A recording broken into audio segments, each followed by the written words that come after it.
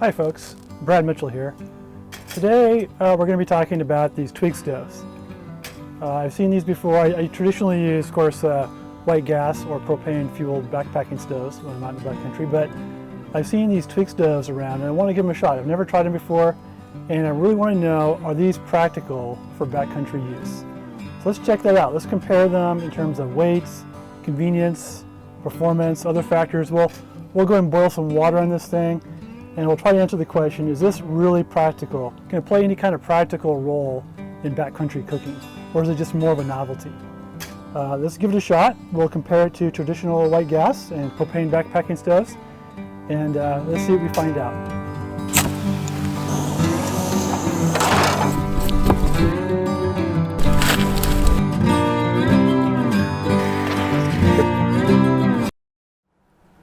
Okay, yeah, let's compare this Twig stove to more traditional white gas backpacking stoves or these newer propane backpacking stoves.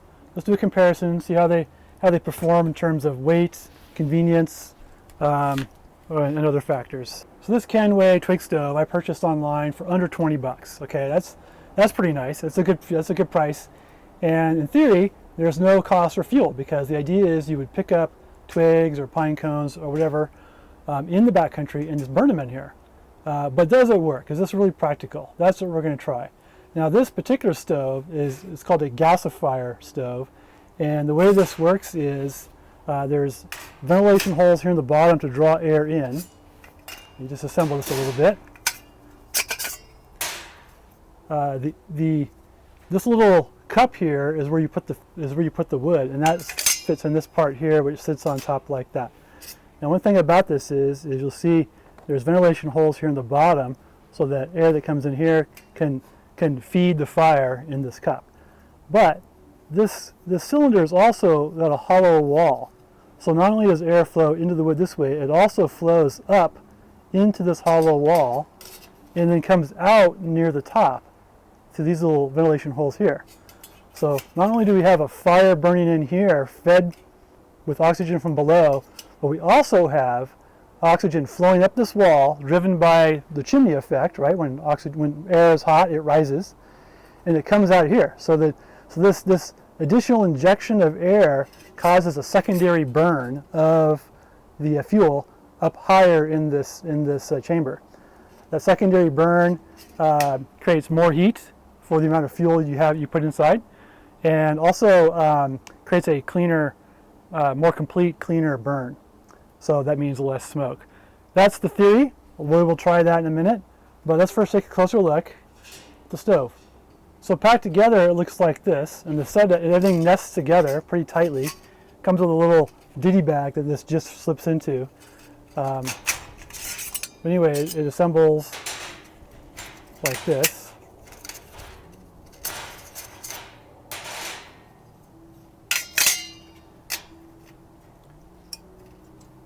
Like that, and these little wings fold out to hold the pot on top. Again, I paid under $20 for this. I will put a link down below in the descriptions where you can see where you can purchase it online if you're interested in that. I originally intended to shoot this video last weekend when I was up in the North Cascades of Washington State. However, they implemented a fire ban up there, so I wasn't able to actually test this stove in the backcountry because of that fire ban. And there you go. There's one of the first lessons learned about these Twig stoves. You can't use them when there's a fire ban on. So there is a limitation there. And it seems like we have more and more fire bans going on in recent years. They seem to be starting earlier in the year. In this case, the fire ban started August 2nd, or August 1st or August 2nd, something like that. And it'll probably last the rest of the summer. So right there, these things, these stoves may have a limited application just because of those kinds of factors. Regardless, when I was up in the North Cascades, I did pick up some twigs. So I have here a bag of twigs and some moss and even some paper bark, which is difficult to find here in Washington State, but I actually did find a bark tree and was able to pull some of the bark off. So we'll go ahead and try to burn this. we'll analyze how much fuel it takes to actually bring some water to a boil here in a minute. So let's start with some of the physical attributes. Here's the Twig stove in its bag, and it's weighing in at 522 grams. Here you can see the size. It's pretty convenient size actually. And again, there's no fuel weight because you pick up that fuel in the field. The stove costs about, I think I paid about $18 for it, and of course there's no fuel costs either. So yeah, there you go. That's the Twig stove. Let's compare it to some more traditional stoves. Here's the Whisperlite International. This is the costs about $120 for the stove with the fuel bottle. It weighs in at 335 grams. Then you add the bottle to that with fuel. This is filled with fuel. That's an additional 734 grams. This fuel bottle will support 2 people for about 3 days. Like I said, the stove costs about $120 with the bottle together, and fuel costs about $13 a quart. I'd say the fuel is pretty efficient, so you'll get a lot of use out of $13 in 1 quart of fuel. But there is a cost, but it's not that significant in my mind. So here's the jet boil system. That weighs in at 380 grams. These stoves cost about $100 each. The fuel normally nests inside. I don't have that inside right now because I want to weigh it. That weighs in at 200 grams. It's a 200 gram cylinder with 100 grams of fuel in it. With 100 grams of fuel, they advertise it as burning 10 liters or boiling 10 liters of water.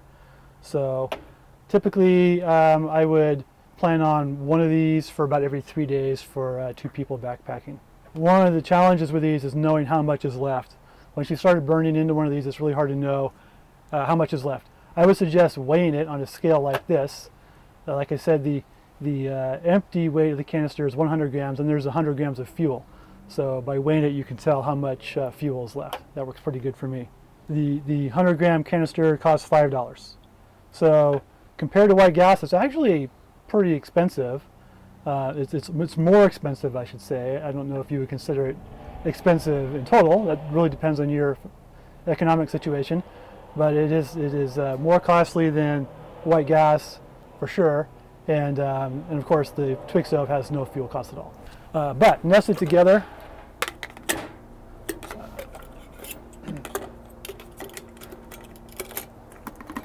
it's a pretty compact unit. I'd say it's pretty comparable to the Twig stove. And then here's the MSR stove, but needing its fuel bottle. So I would say the Twig stove and the propane stove are about the same size, and then the MSR stove with its fuel bottle is similar. It's probably a little bit larger. Something to think about when you're wanting to pack all this stuff in a backpack. All right, enough with all the geeky technical specs. Let's set this guy up and fire it up and see how it performs.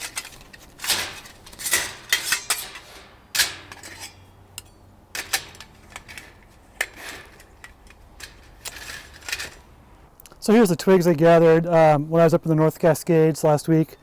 It took about 5 minutes to gather this, just a bunch of twigs off the ground and some moss, and I happened to find a birch tree and was able to get some birch bark off of that. It's not very common in Washington State, but so this is the twigs. 5 minutes to pick up, all free of cost. I sort of separated the twigs that are barkless and maybe lighter weight, maybe more cedarish, from the twigs that have bark on them. I'm going to start with these twigs. I'm going to use the birch bark and the moss and these lighter cedar type twigs to get this thing started, and then I'm going to feed it with these other bark twigs later. But yeah, there's only about 5 minutes to gather this, and yeah, we'll see how much we burn. We're going to boil half a liter of water, or about half a quart, 500 milliliters, and we'll see how long it takes. But let's get this thing lit up and see how long it takes to get going, and then we'll put the water on. I do want to mention that I have the stove sitting on this aluminum foil tray. This is the aluminum foil tray from my MSR Whisperlite stove. And that's because of some things I read about some of these Twig stoves off the internet. You see, the ash can fall through the stove and land on the ground. So if you're working if you're working with this Twig stove on the forest floor, that's a concern, right? There's a risk that the ash could land on the soil, maybe even ignite some of the debris in the soil and start a fire, or damage any underbrush. So, or in my case, today the ash may fall through, go through my table, and land on my deck. So for this demo today, I have this tray.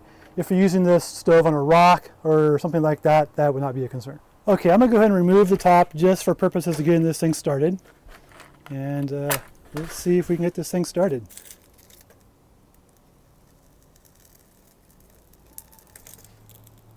That's the beauty of birch bark, is it burns really, really well. It's got resins in it. And so does this moss. This is just dried moss that comes off the trees.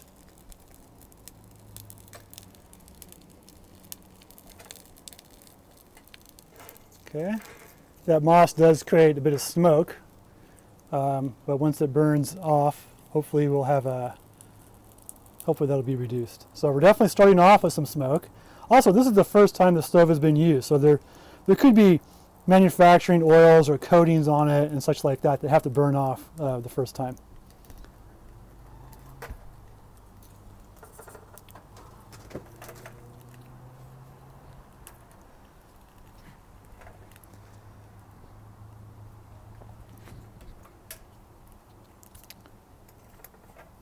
I'm going to pull this big guy out. He might be a little too big.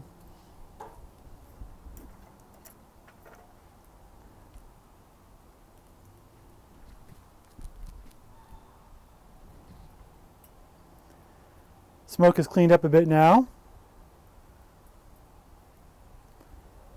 We'll just let this fire get established in the twigs I have in there so far. I noticed when that little breeze came that it came close to blowing out. It might be a wise idea to have sort of a windshield here, at least when starting. Okay, now this is interesting. I'm beginning to see how the flame is curling up here, like there's air coming out of these upper vents. That might be the gasifier effect starting up. I know it's going to take a couple of minutes to create that. Remember, the air is going in the bottom and up these hollow sides and then coming out around this top edge. That probably takes a little bit of time to establish itself because that chimney effect has to get started. Yeah, you can see this gasifier effect. You can see the flame coming out as the air is coming out there. The flame is sort of concentrating itself towards the middle of the cylinder here. Although the wind's blowing it around quite a bit, masking that, but hopefully you can see that the gasifier effect is going. There is flame coming out of these, or air coming out of these holes and feeding the flame. And it is producing a very nice sort of clean flame with actually minimal smoke. This is pretty dry wood. That also helps make the smoke pretty minimal. I'm thinking it's about time to go ahead and put some water on here. Let's go ahead and put the top on. Top is on. Wow, that really focuses the flame to the center. So I have here 16 ounces, about 500 milliliters of water. And we'll go ahead and put that on here. Just going to go ahead and pour that right into this pan.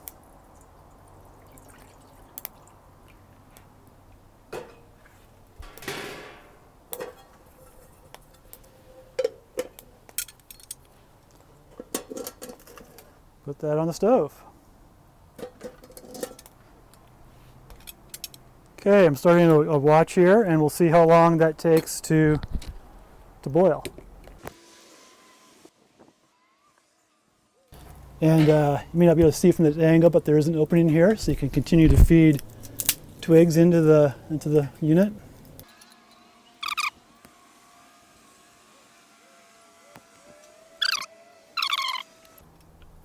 Let's take this off for a minute and have a look at that. There we go. That's what the flame looks like right now.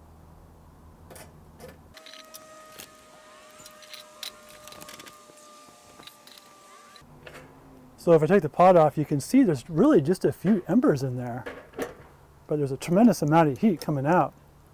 So this is really burning the wood very efficiently. We've really hardly even touched our wood supply. I really only got through those sort of extra dry cedar type twigs. So this is actually burning pretty efficiently. There's a lot of heat coming out there, even though there's not a lot of flame coming out. Let's take a look at that again. Oh, that twig needs to be popped down a little bit more.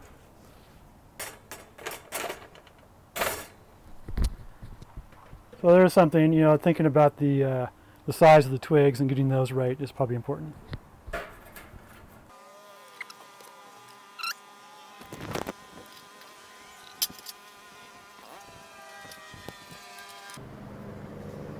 Feeding the stove seems to be okay. Seems to work okay through that little hole. It's a little bit cumbersome, but not bad. I think it's really important to make sure these twigs are plenty small so they just go in nice and smooth without hanging up.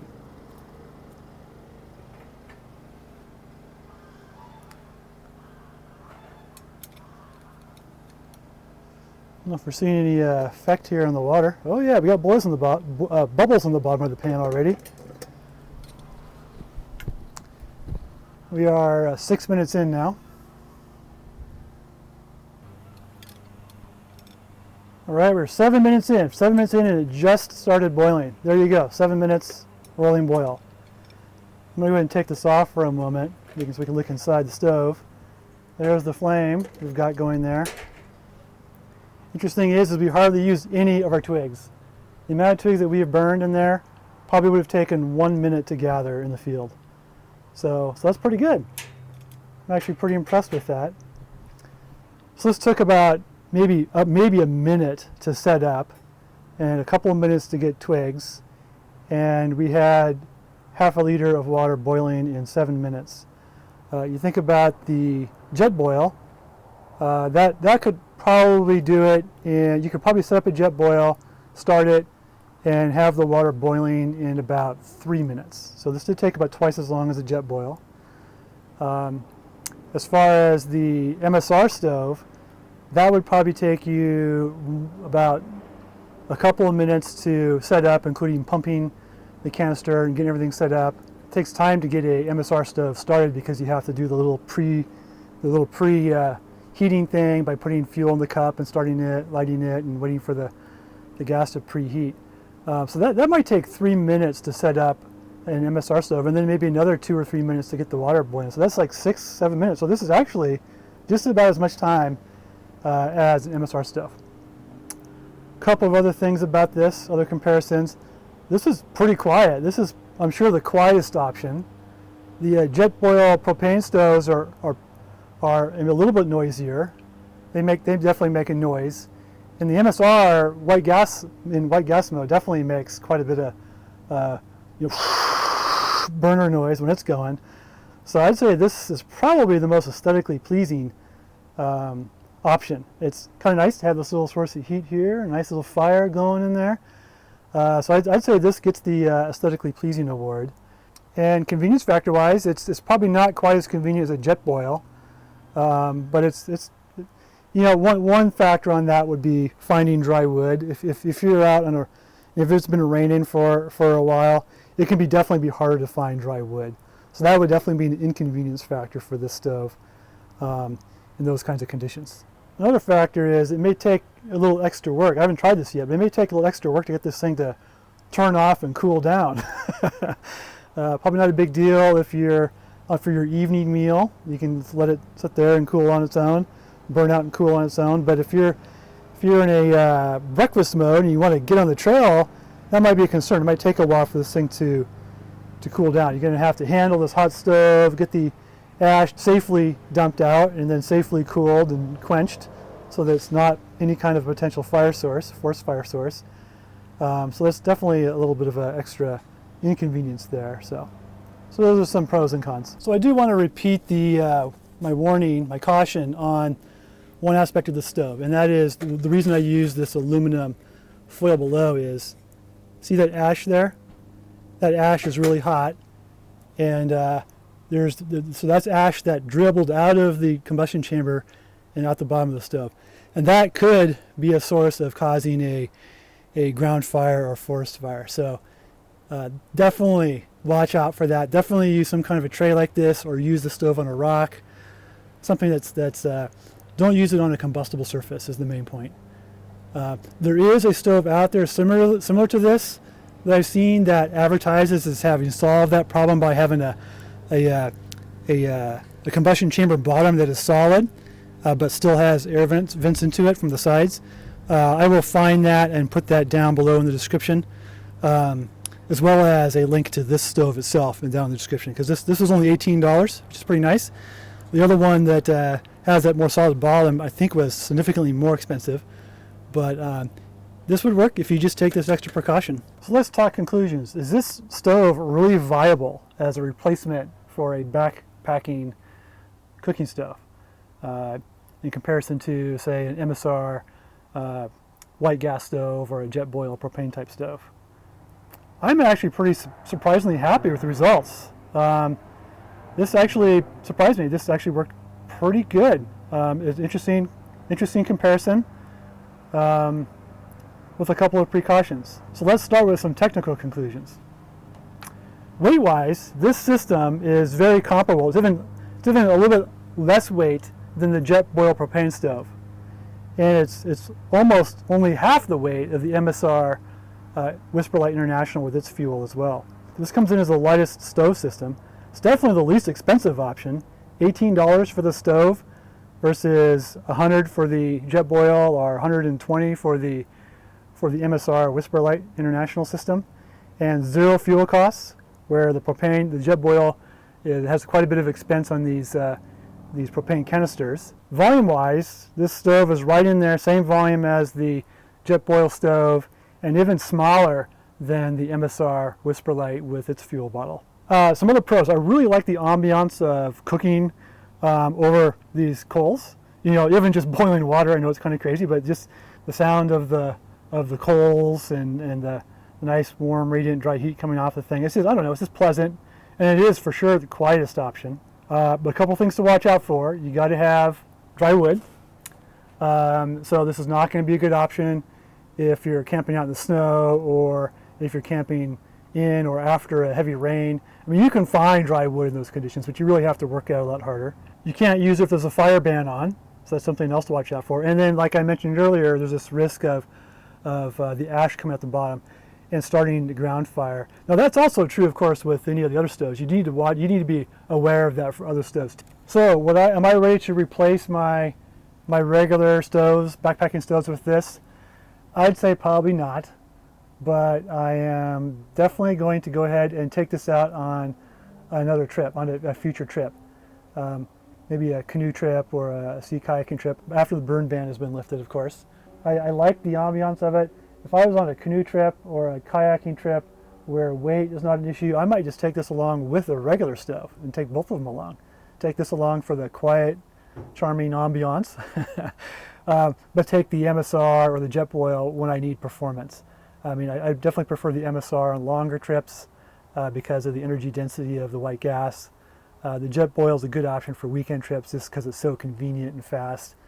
But this fits in there. This fits into the mix, I think, as an ambiance type of a stove to use on a canoe trip or a sea kayaking trip. So that's my conclusion at this point. I'm going to take this out on one of those kinds of trips to validate that. But yeah, that's it. If you get one of these, I would definitely get one of these with that gasifier effect that I was telling you about, the hollow walls. Again, I'll put a link down below in the description for this stove, as well as an alternative that's probably a little bit better, but definitely more expensive. Be sure to subscribe to this channel. My next backcountry cooking episode will hopefully be on cooking bannock bread. I was hoping to do that again last weekend until the burn ban came into effect. I have a gluten-free bannock bread recipe I was going to demonstrate with the cooking it both on an open flame in a pan like this or in a reflector oven like this. I'll probably demonstrate the reflector oven option because it's a little more non-traditional, but I'll show it's pretty easy to do over, you know, a typical campfire grill as well. Yeah, bannock bread's a really fun thing to cook in the backcountry. It's one of our family favorites, so that episode will probably be my next episode in backcountry cooking, so please be sure to subscribe. All right, hope you can leave some comments below as well. Take care.